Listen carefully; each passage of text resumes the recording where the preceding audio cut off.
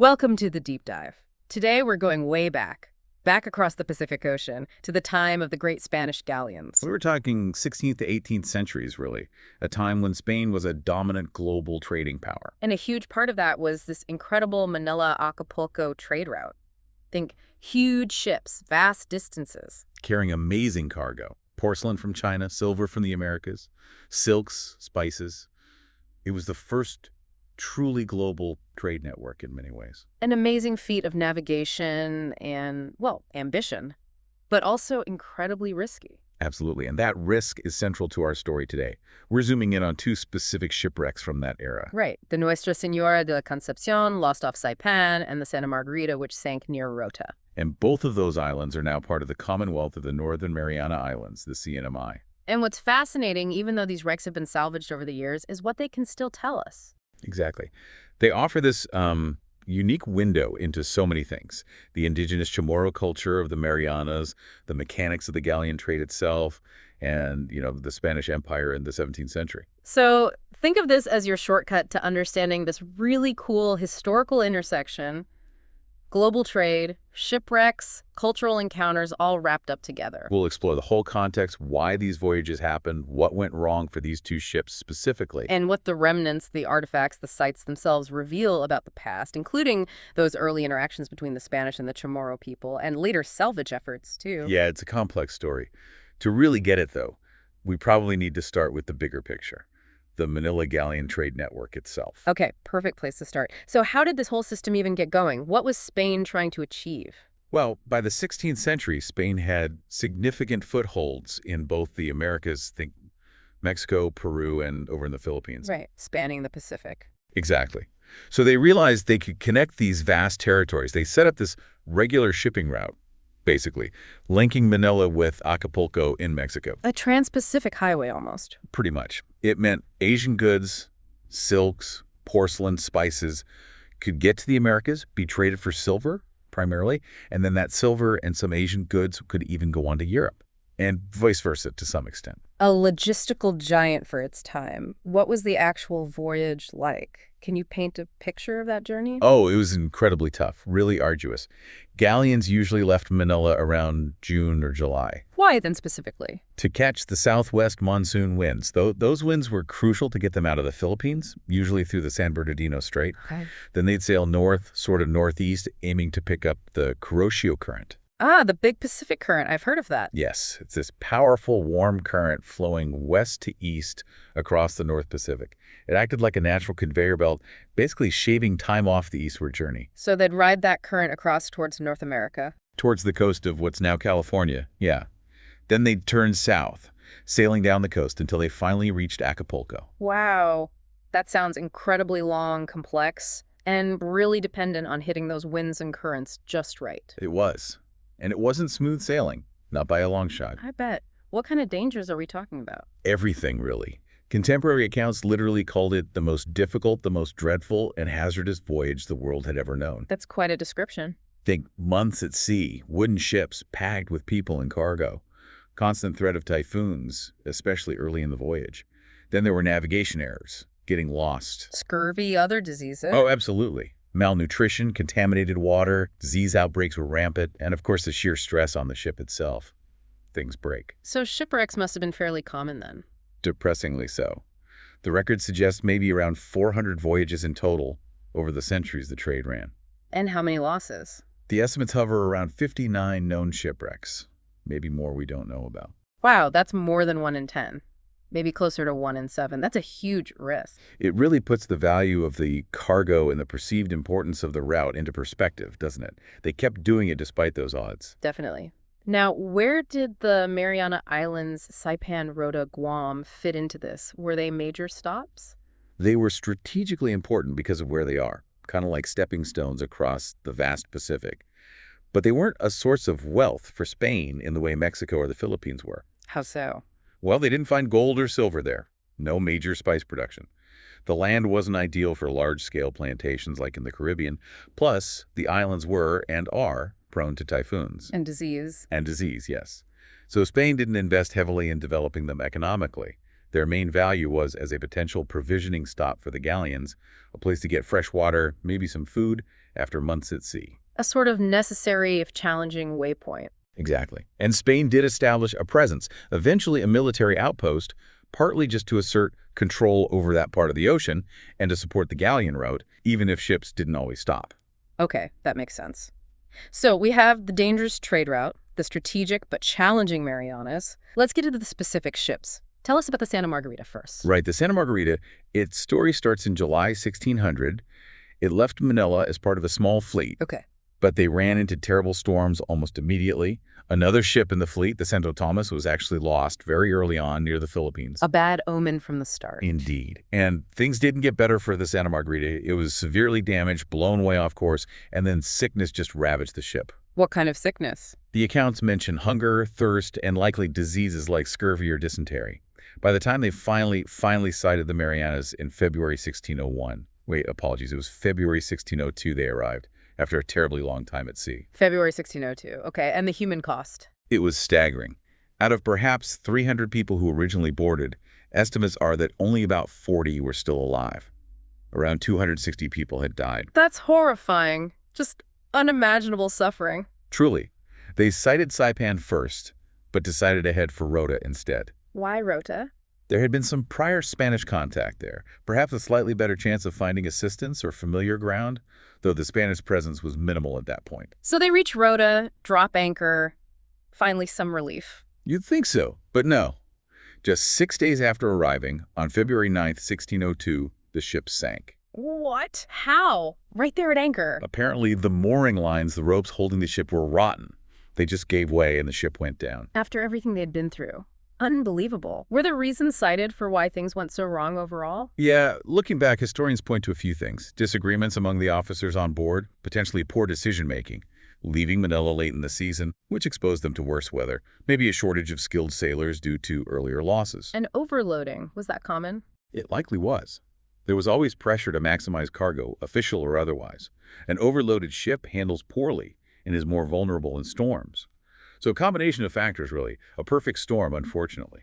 And the survivors, what happened to the roughly 40 people still alive when it sank? Well, some obviously perished in the sinking itself.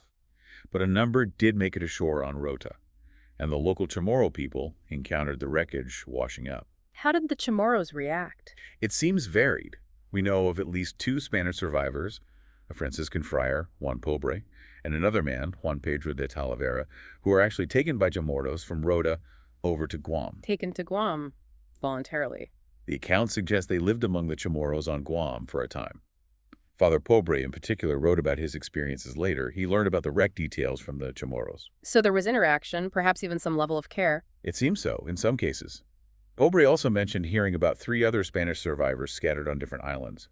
A guy named Sosa on Saipan, Diego de Arana on Tinian, and someone named Sancho on Guam. What happened to them? Sadly, Pobre mentions that Sancho was later killed on Guam, possibly in some dispute. The fate of Sosa isn't entirely clear from his account. Urana was still on Tinian when the rescue eventually came. Ah, so there was a rescue. Yes. In October 1602, another Manila Galleon, the Jesus Maria, arrived specifically looking for the Santa Margarita survivors. Okay. They managed to find and pick up Father Pobre and the other known survivors on Rota.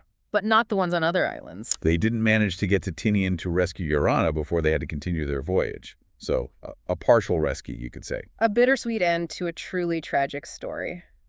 Okay, let's shift to the other wreck, the Nuestra Señora de la Concepción. This happened a bit later, right? That's right, 1638. So a few decades after the Santa Margarita. What was its story? The Concepción sailed from Manila, commanded by a young man named Juan Francisco de Corcuera. He was actually the nephew of the Governor General of the Philippines at the time. Nepotism, perhaps? Or just young and connected? Potentially both. And this ship was carrying an immense cargo. The value was estimated at something like 4 million pesos. 4 million in 1638. What's that in today's money? Oh, incredibly difficult to calculate precisely, but easily hundreds of millions of dollars, maybe much more. It was an absolutely staggering amount of wealth. And was that normal? No, that's the interesting part. That value was way, way higher than the officially declared cargo limits for a galleon of its size. Meaning? It strongly suggests a huge amount of illicit, undeclared goods were on board. smuggling, basically. Ah, the shadow economy you mentioned earlier, officials looking the other way, or maybe participating. Very likely. The potential profits were just too enormous to resist for many people, even high-ranking officials. They'd underdeclare goods, hide extra cargo, anything to avoid the heavy taxes and regulations imposed by the Spanish crown. A risky game within an already risky voyage. So what brought the Concepción down in the Marianas? The exact cause isn't crystal clear, unlike the Santa Margarita's failed mooring lines. But there are contributing factors historians point to. Such as? Well, the commander, Corcuera, was young and possibly lacked the experience needed for such a challenging command, especially with such a valuable and possibly contentious cargo. Contentious how? There are actually hints in some sources of a possible mutiny among the crew. A mutiny, wow. Over the illicit cargo, maybe? Or leadership? It's speculative, but possible. Disagreements over shares, perhaps? Yeah. Or just general breakdown of discipline on a long, difficult voyage. Whatever the precise chain of events, the result was the same. The Concepción wrecked in the Marianas in 1638. And with all that supposed treasure on board, what happened to it? Did it all sink? Not all of it. The Spanish actually mounted their own salvage operations fairly soon after the wreck. Really? What did they get? They focused on militarily useful items. They recovered quite a bit of artillery cannons and also anchors, practical things. And what did they do with those? Some were apparently reused right there in the Marianas, perhaps to strengthen Spanish defenses on Guam. Others were shipped back to the Philippines. So even in disaster, they salvaged what they could use. Okay, so these wrecks didn't just happen in a vacuum. They're part of this larger story of Spanish presence and interaction with the Chamorro people. We touched on Magellan's rough start. How did things develop from there? Right. Magellan's 1521 visit was brief and violent, unfortunately setting a poor precedent. But serious, sustained Spanish colonization efforts didn't really ramp up until much later. When was that? The key moment was the arrival of a Jesuit missionary, Father Diego Luis de San Vitores, on Guam in 1668. His goal was conversion. Primarily, yes. His mission was to Christianize the Chamorro people. But, these religious missions were almost always intertwined with asserting Spanish political control and influence. And I imagine the Chamorros didn't just accept this passively. Absolutely not. There was significant resistance. A major point of conflict was the Spanish policy of reduction. Reduction? What's that? It was a policy of forced resettlement. The Spanish wanted to move the scattered Chamorro populations into larger, concentrated villages or towns, primarily on Guam, Rota, and Saipan. Easier to control them, easier to tax them, easier to convert them to Christianity, and to break down their traditional social structures and connection to their ancestral lands. That sounds like a recipe for conflict. It was. It led directly to what are known as the Spanish Chamorro Wars. Decades of, frankly, brutal fighting. Wars. Plural. Yes, it wasn't one single conflict, but a prolonged period of resistance and Spanish suppression. The Chamorros fought back fiercely against Spanish control and this forced relocation. What was the outcome? Ultimately, the Spanish military superiority, combined with the devastating impact of introduced European diseases, led to a drastic decline in the Chamorro population and the eventual Spanish consolidation of control. There were heavy casualties on the Chamorro side, though the Spanish suffered losses too. A tragic period. Definitely. Accounts tell of incredible Chamorro bravery and resistance, but the odds were stacked against them. And the long-term impact. Spanish influence clearly took hold. Oh, absolutely. Despite the resistance, Spanish colonization profoundly reshaped the Marianas, demographically, through war and disease, culturally, through the imposition of Catholicism, the Spanish language influencing the local Chamorro language, new social structures. But the Chamorro culture survived. It did. It wasn't erased. It adapted, persisted, and blended with Spanish influences to create the unique culture we see in the Marianas today. But the impact of that colonial period is undeniable and deep. So the shipwrecks fit into this turbulent time of encounter, conflict, and transformation. Okay, let's go back to the wrecks themselves. After they sank, what happened? We know the Spanish salvaged some cannons from Concepción. Right, and even before the Spanish military salvage, there was immediate, more opportunistic recovery happening. By whom? By both Spanish survivors who made it ashore and the local Chamorros. What were they after? Mostly practical things, especially iron. Iron. Why was that so valuable? In islands with no native source of smelted metals, iron was incredibly useful. Tools, weapons. Anything made of iron recovered from a wreck was highly prized. There are even suggestions that Chamorros sometimes treated Spanish survivors well, partly in the hope of trading them back later for, you guessed it, more iron from rescue ships. Interesting. A form of currency, almost. In a way, yes. And as we said, the Spanish themselves went after the big stuff from the Concepción cannons, anchors for military reuse. Okay, that covers the immediate aftermath. What about much later? Have modern treasure hunters or archaeologists gone after these wrecks? Oh yes, in the late 20th century, both sites attracted significant commercial salvage interest. Let's take Concepción first. Who went after that? A company called Pacific Sea Resources, PSR. They started work in 1987. And what were they looking for? Not just cannons, I assume? Definitely not. Their focus was squarely on the commercially valuable stuff, gold items like jewelry and intact Chinese porcelain, which fetches high prices from collectors. Did they find much? They did recover a substantial amount. Gold chains, religious artifacts, thousands of pieces of porcelain. A lot of this was later auctioned off. Auctioned to private collectors. Yes. Though, it's important to note, the CNMI government negotiated a share of the recovered artifacts and the proceeds. Some of that money actually helped establish the NMI Museum of History and Culture, where some Concepción artifacts are housed today. So a mixed bag. Artifacts recovered, some public benefit, but driven by commercial interests. Exactly. And the methods used by commercial salvers are often heavily criticized by archaeologists. The focus is recovery for profit, not necessarily careful documentation and preservation of the site's context. Right. What about the Santa Margarita? Was it salvaged too? Yes, in the 1990s, a different company, International Offshore Technology Associates IOTA, worked on the Santa Margarita site. Similar story. Looking for valuables. Pretty much. They recovered artifacts, including lots of porcelain sherds, so broken pieces, but their operation ran into major problems. What kind of problem? Significant environmental damage, for one. Their methods apparently caused a lot of harm to the coral reef where the wreck lies. There were permit issues, accusations that they prioritized valuable items over proper archaeological work. Sounds controversial. Very. And unlike maybe PSR with the Concepción artifacts going partly to a museum, there seems to have been much less public reporting or academic engagement from the IOTA Santa Margarita project. It really highlights the ethical tightrope. Yeah, it brings up that whole tension, doesn't it? Commercial exploitation versus archaeological preservation. Absolutely.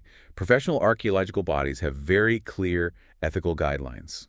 Minimize disturbance, document everything meticulously, preserve context, share the knowledge. Commercial treasure hunting, almost by definition, often clashes with those principles because the motive is financial return, not necessarily historical understanding. It's a fundamental conflict of interest, really. Often, yes. The value for archaeology lies in the information, the context, the whole picture. The value for commercial salvage lies in the individual objects they can sell. And throughout this, what about the local Chamorro perspective? Are there voices heard in this story of salvage and heritage? That's a really crucial question, and sadly the answer is often not enough. Historically, the written records are dominated by the Spanish perspective. Right. The colonizers wrote the reports. Exactly. Finding documented indigenous perspectives, whether Filipino crew on the Galleons or the Chamorro people interacting with the wrecks, is much harder. It reflects that historical power imbalance. But are there other ways their connection shows? Well, anecdotally, yes. You hear stories or sometimes see instances of families in the Marianas having artifacts passed down, things believed to have come from the Galleons. It suggests an ongoing, if less documented, local interaction with these sites over generations. A sort of informal, community-based heritage preservation. Perhaps. It definitely points to the need to actively seek out and include those local perspectives to get a fuller picture than just the official Spanish accounts or the commercial salvage reports. Absolutely. So, even with all the salvage, natural decay, everything, what can these wrecks still tell us today? Why are they important beyond just being old sunken ships? They're still incredibly valuable. They give us physical proof of the scale and nature of the Manila Galleon trade. The sheer amount of cargo, especially on Concepción, hints at that illicit trade volume. Tangible evidence. Exactly. They also teach archaeologists about site formation processes, how a shipwreck breaks down over centuries, how currents move things, how human activity like salvage changes the archaeological record. Understanding the underwater environment itself. Right. And culturally, they remain powerful symbols. They are direct physical links to that period of first sustained contact, conflict, and the beginning of the Spanish colonial era in the Marianas. Reminders of a shared, complex past. Precisely. And the artifacts, like those in the NMI Museum, even with the museum's own struggles with funding and conservation, they offer a glimpse into the material world of the 17th century Pacific. The goods, the technology, the lives intertwined with this trade. And you mentioned a digital project as well. Yes, the ESRI Story Map project for the CNMI Galleons. It's an effort to bring together historical data, archaeological findings, maps, images, and hopefully incorporate more diverse knowledge, including local perspectives, into one accessible online platform. Using technology to preserve and share the story more widely. Exactly. It's a great way to engage people and make this history less remote. So, wrapping this up, it feels like the Santa Margarita and the Conception are way more than just shipwrecks. Oh, definitely. They're like disturbed archives, you could say.